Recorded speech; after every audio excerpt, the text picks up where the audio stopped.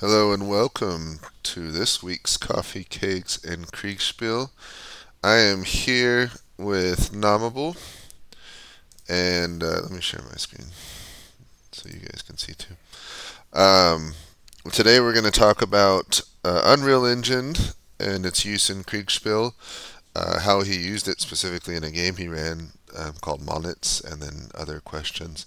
Right now, I'm sharing my screen. This is a little preview of my live game this Wednesday. It is the Battle of Camden, and I have made a one-to-one scale map uh, with one-to-one scale soldiers. So this may be a little peak for the mayor or the British, but we've got the American army here on this side, already in formation, and then about a half a mile away we've got the British army here. But it's one-to-one, so it's about 6,000 soldiers that were present.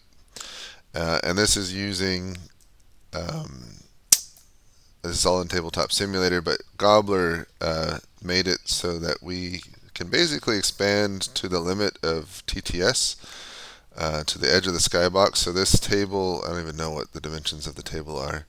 I think it's just beyond the circle, so 36 feet. But you can now go outside the sphere of of vision. Things get funky once you do, but it's kind of fun because I could never do that before. So you can get a really high level view of the battle, and that's kind of fun. So I just wanted to show that um, as an intro. I'm excited about it. Uh, and then in terms of announcements, let's see, we had a lot of games conclude recently, and a lot of them start up. So I'm going to forget some, but I know we had the Battle Alphetus River that was run by Davis Desert Fox that just concluded. The Bellum Cantabricum by Chinleaf just completed. The War Department game by Zeke just ended. The Yoklin War by Hendrik just ended. So quite a few games ending, and then some that just started. I know Felix is starting a new iteration of his Wiltshire Invasion. LTD started up a new Galactic Empires game. Chief just ended a game and is starting another Civil War game. Let's see, who's this? Smoke Grenadiers is running a Civil War game in Chancellorsville. Hendrick and Arp are running the First Battle of Winchester. And then Carter is running, and his team are just started up the Maryland 1862 game. I think I'm missing a few. Let me check. I'm mostly going through the ones that I have and that I'm in, so there's a little bit of bias if whether I'm in your game or not. I know Adamus just started up a beta game for his Turkish War. Um, McPanzer just started up his Invasion 1799 game. And I think that covers all the ones that I know about. So anyway, lots of games going on, not being concluded and started, and it's an exciting time because there's so many games. Can hardly keep up with them all. All right, enough about that. Let me stop sharing. Um, so today we have with us Nomible. Thank you for joining us, Nomible. If you'd like to share your screen, and if you would take us through, I guess, for those that are unfamiliar, I think most people have heard of Unreal Engine, but may not know about it. Um, so what is it, and how do how did you use it, and how can you use it in Kriegsspiel? How did you use it for your game? Just walk us through it. So Unreal Engine is something by Epic Games. It's an engine where a lot of games are designed in. So when I first installed it, I saw the Gobbler's screenshot of the people in Unity, or well, Unreal. And then I thought, well, I should try learning how to do one of those. So it's a free engine. You just have to log into Epic Games and just download that engine. And I'll start it up right here. Every month there's a bunch of free assets that are available. I used a few of those while I was making the game.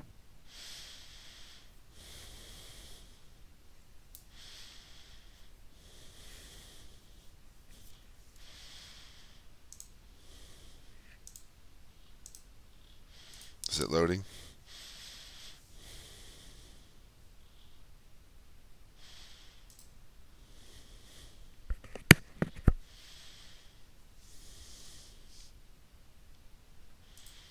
Yeah, I came into this with like very basic Blender knowledge.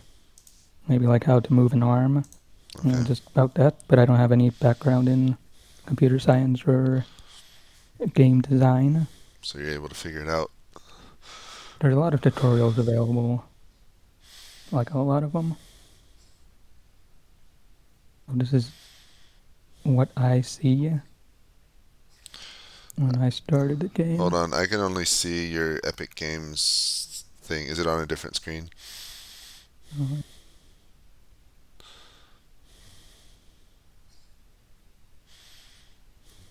There you go. Okay. so this is my workstation.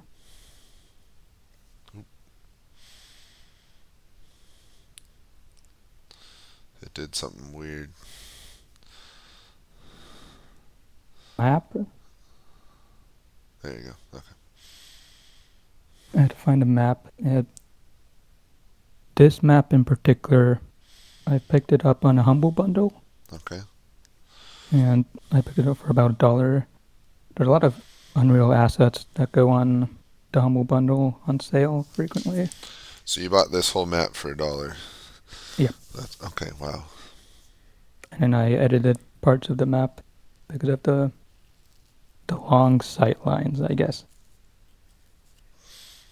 And to show how easy it is to edit the map, I just have to switch into landscape mode. And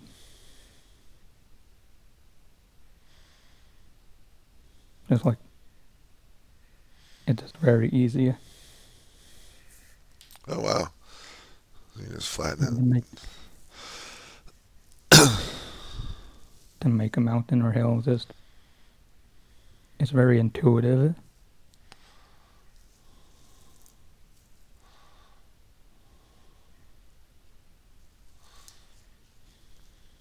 Huh. Let me just undo what I just did. And in the next part, adding trees and stuff like that.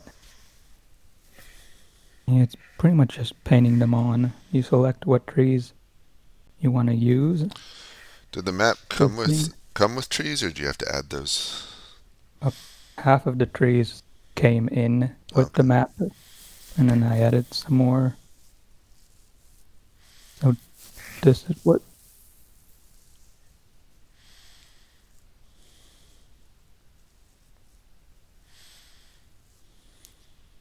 the trees look like. And you can just import trees using Blender or any 3D models, and you just paint them on.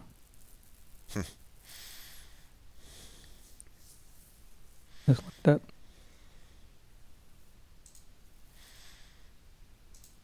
It's pretty intuitive, really.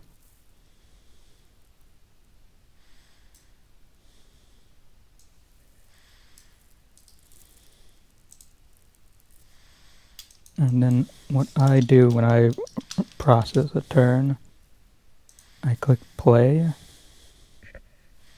and it'll kind of run the game itself. So this is what I use to measure distance and stuff. How hard is it to pick up and move units Uh, Pick up and move units, or move them around? and I just click on them, and I have this and little arrows, and I just move them. Huh. Just like that. Okay. This this moving thing is actually a paid asset. I think it costs about $8 or something. Called the object array, and this is what allows me to really move and fine tune the thing.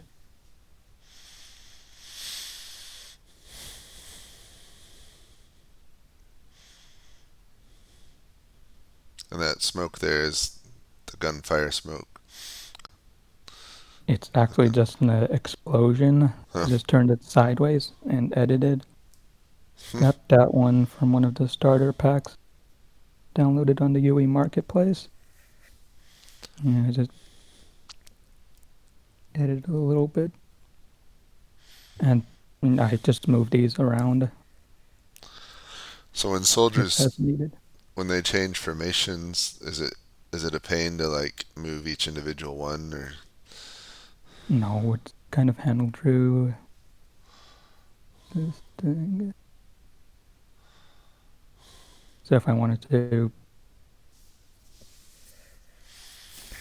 this one allows me to set how many people there are. Hmm. And then I just have to go down.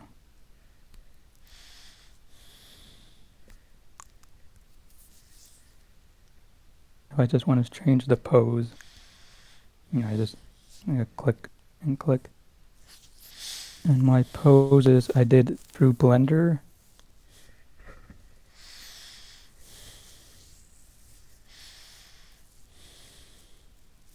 And these are all the poses I pre-edited through Blender itself. Oh wow. Did you make the soldiers in Blender or did you buy them? I actually found a free model in a game mod, and, and I just opened up in Blender and just did it through there. It's from the game Ravenfield, Okay. and it's one of the mods in there that I found.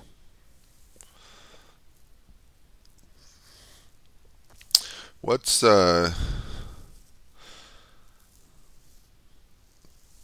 what would you say the limit to like the maps or the soldier count? Because like I was showing the Camden map that I made, and it's really close to the limit. Like you know, pushing my computer and TTS to the edge, and it's a relatively small battle, being a Revolutionary War.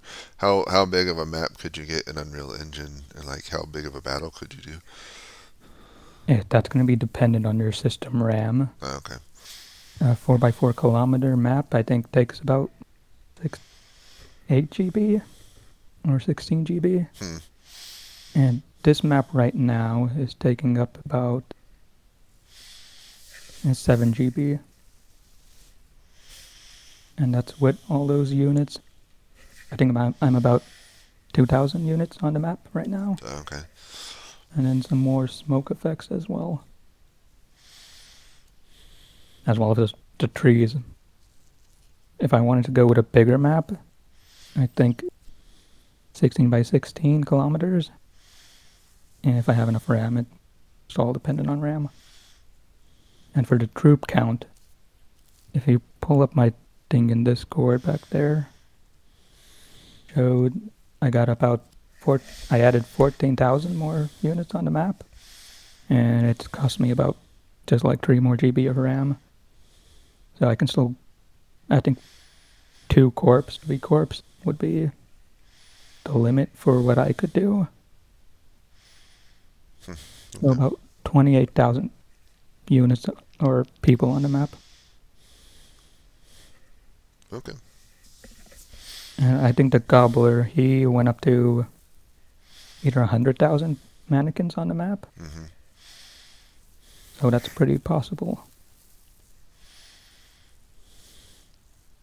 So when I run a turn, I usually go in a spectator mode. I can rock and run across the map. And then I usually switch down to the pawns or the commander pieces themselves for fine-tuning their Oh, view. so you're actually like riding the horse? Yeah, it doesn't have any animation, so it's just, It's just moving. That's still cool though. yep. Is there a way? I know you didn't do it this way. You just did screenshots, but is there a way to like that you could record a video of you moving and then send that to the player? So the reason why I didn't do that was, you know how the images I post, my turns are really big? Yeah. And the reason why they're so big is due to pixel density. Like if you zoomed all the way out, they would barely be a pixel. Right. But right now it'd be like maybe 800 for a mile, and you should still be able to see people. Mm-hmm. The first test that I did in Unreal Engine, the Skirmish game, that was where I saw the limits of the smaller screenshots. Because in there, when the enemy was just like a 300 meters away, he would show up as like a pixel. So that's why I have such large images. I see. If I wanted to do a movie, I could. The only problem is you wouldn't be able to see far off troops is really the only problem. Okay. And then the way I get those screenshots is through this. So these are the commander pieces up here. What I did is I attached camera to them. Now, basically, what I put in here, this is the sequencer, and this is what gives me the 4 screenshots. Oh, wow. It just automatically does that? Yep. Well, that's handy. Huh.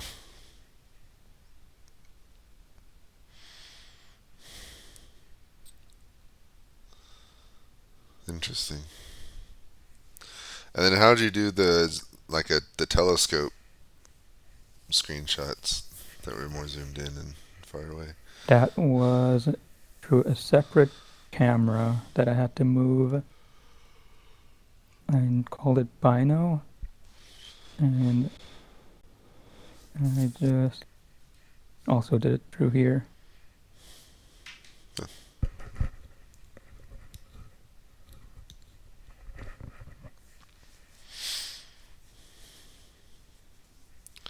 Are there any maps already existing of historical battle locations that you've seen? I did not find any, no. I was going to make one through a height map, but I couldn't find the ones with high enough resolution for this scale, really. Yeah. I think Gobbler I'm guessing he made his own for the game he's currently running, because I know he's given me a few Unreal Engine shots of the terrain and battlefield in it. But I'll have to ask him later how he did that. I also did simulate one-to-one casualties or corpses, and it was as simple as just going into foliage mode and just painting on the dead bodies. Bad as it sounds. Interesting. I did keep a relatively accurate track on that. Huh.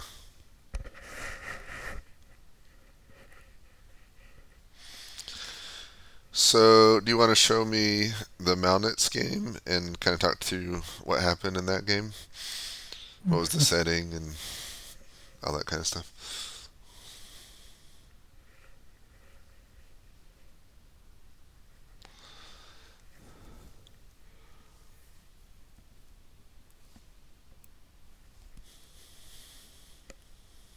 So the game itself,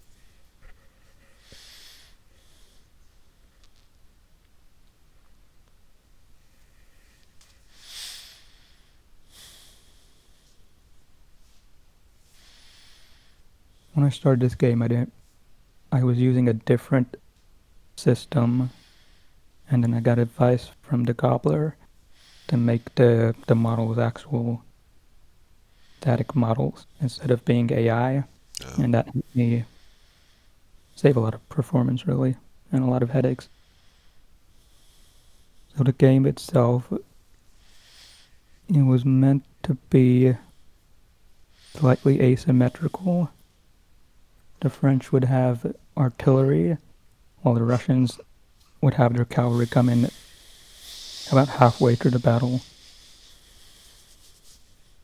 and the Russians would have to stop the French from getting their supply wagons all the way extracted, really, Hmm. without any cav. Did you draw that reference map just based off the Unreal Engine map? I put it in 2D mode and just zoomed all the way out till I can find something okay, and then I just put it to Photoshop. Oh, okay. Well, I don't think it worked too well, is what I'm hearing.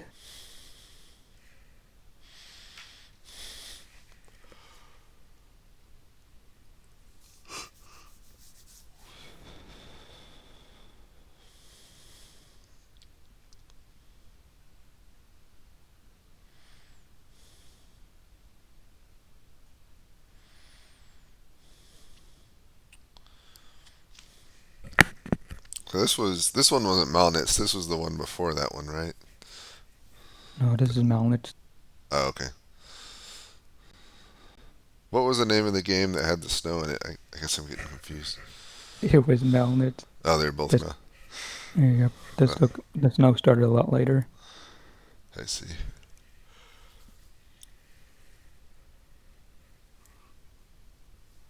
Was it harder to do, like resolve the combat with it being in Unreal Engine?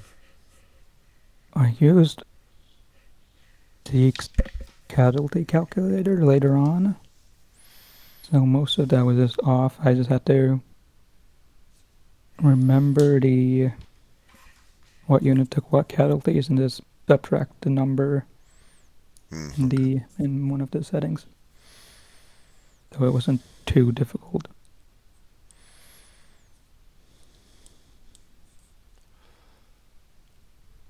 I think something that took a lot of time was just writing the updates themselves. Hmm. That took me a long time. Yeah, that's always the difficult part. In these games, you had what, about 8 people or 10 people in the game? Looks like. Yep, 10 to 12 about. Yeah.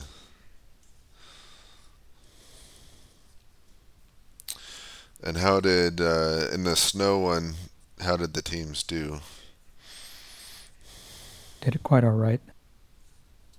The one thing I remember, the Russian start, I think it was mislabeled on my end, but it was always the place they started.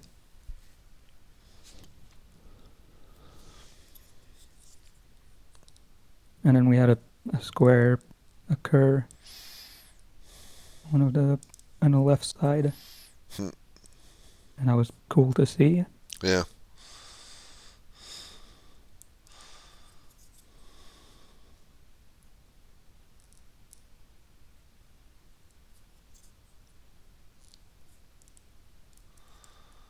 Yeah, and the Russian start location was real in-game, but it was mislabeled on the briefing map. Oh.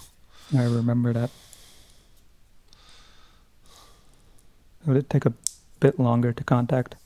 One thing about the Unreal Engine, the reason why why I made the map so mountainous, Hmm. is when I started looking from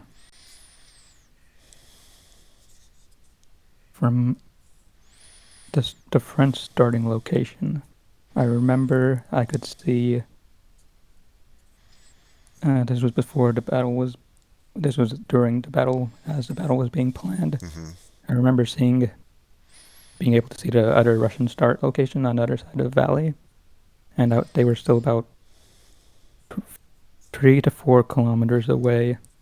So that's why I decided to make it more mountainous and block off some sight lines. Oh, okay. Yeah, those pictures are just gorgeous. It's kind of amazing that. I mean, I guess that's Unreal Engine, but it's amazing you can make it look like that. Yeah.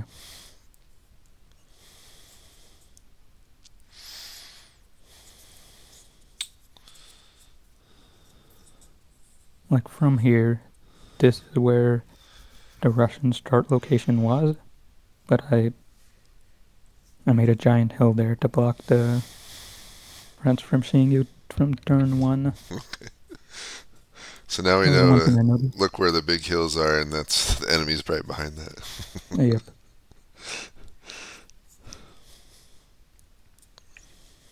And then why the edges were also mountainous, I didn't quite figure out how to hide the vast expanse Hmm. as the map drops off. Yeah.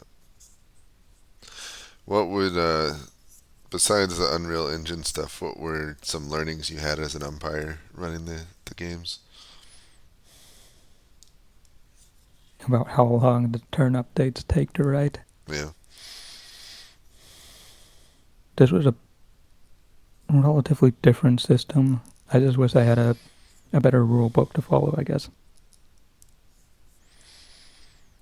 It was kind of pre-Kriegsspiel. Hmm. I'm actually working on a new rule set for this scale black powder stuff. I'll share it with you later.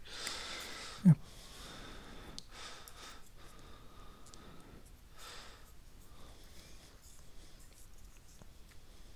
Yeah, because the calculator does the casualties, but everything else you kind of gotta. It's on you to decide when units break or not, or what's going on.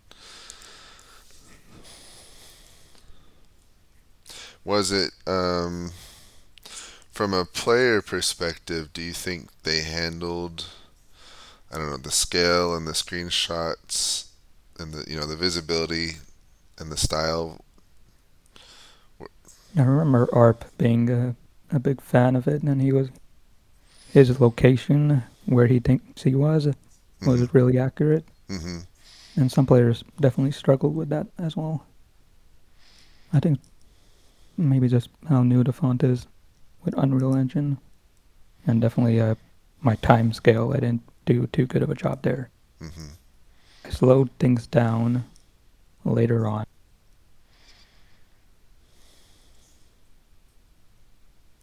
One thing Zeke did in his game, like his most recent one, is he also, in addition to like the four directions, he also gave a top-down view, so it was a bit easier to figure out where you were.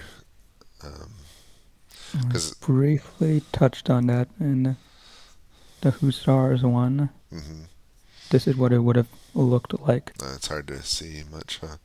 Yeah, it's so hard to see. And this over here is a giant ditch, Hmm. so you can't really see terrain or elevation changes on this one. Yeah, that does make it. So I'm not too sure what to do there. Should I just give this, even if it's still difficult to see terrain changes? Yeah, I don't know.